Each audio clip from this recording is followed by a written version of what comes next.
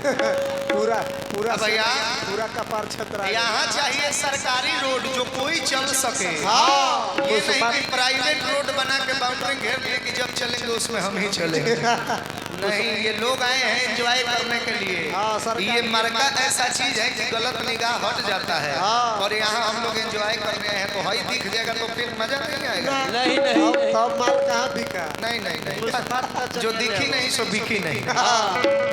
भाई हम एगो नौजवान लड़का के साथ है जोड़ी ठीक वो जाता कि विराट कोहली के साथ अनुष्का शर्मा खार भी देख ले वो जाता शिव चर्चा में झगड़ा करके हरिंदर भैया नीलम दीदी अलगे अलगे बैठल अरे यार हम खड़े होते हैं तो एंजॉयमेंट होता है, हम पब्लिक को हंसाते हैं। आप मृत्यु मृत्यु मृत्यु मृत्यु कैंसर तर घर फंस गए कहीं दुआर हो गए तो छुरी लग गए। हरिंदर भैया चला जी कागे छोरी कारे छोड़ा कतना मुठ बोला तारू मुठ मुठ की मीठ रे उहे आंख धार धार लटपटा जाता है। एगो बात बोली जब से तो हम देखले हैं न खाना ठीक लगता न पानी निमन लगता न कोनो काम में मन लगता सुता तनी तो बुझाता कि सिरहने में बैठल बारू बाथरूम जाता नहीं। वही जे लोटा में पानी लेके खा रहा तारू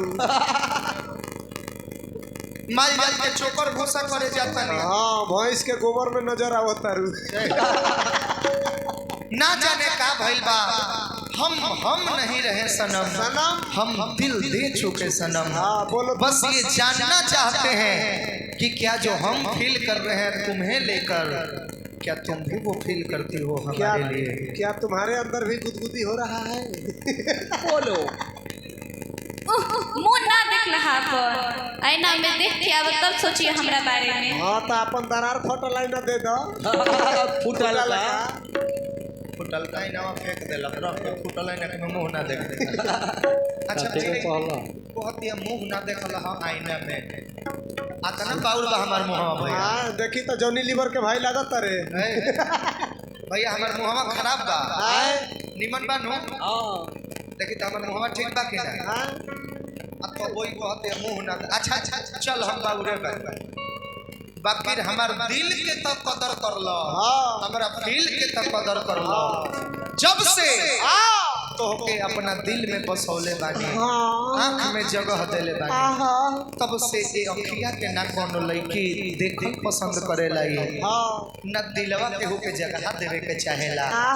हमार लॉयल्टी के कदर करते हुए एक्सेप्ट कर लो ए तरपत दिल के सुकून दे दे वो बड़ा दुआ लगे।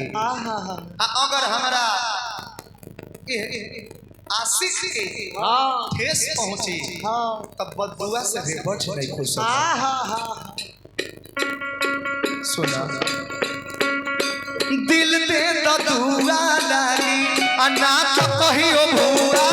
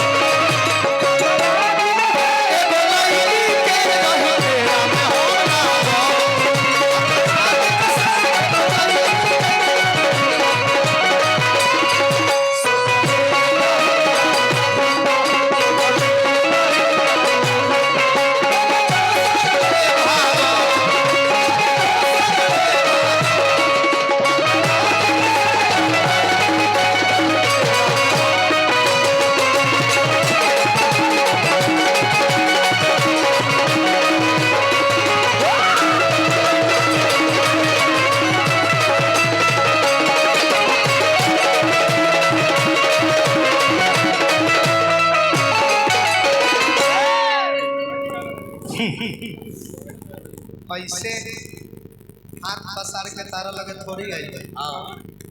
इस खेल में अकेले मैं गुनहगार थोड़ी हूँ।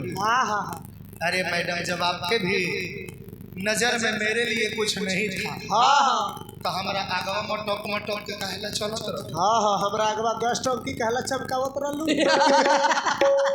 फिर भी अगर हमारा बात में बुराई लौके तो ओकरा खातिर माफी चाहत। हमरा बतिया में लौके छे गलती के माफ करी हो।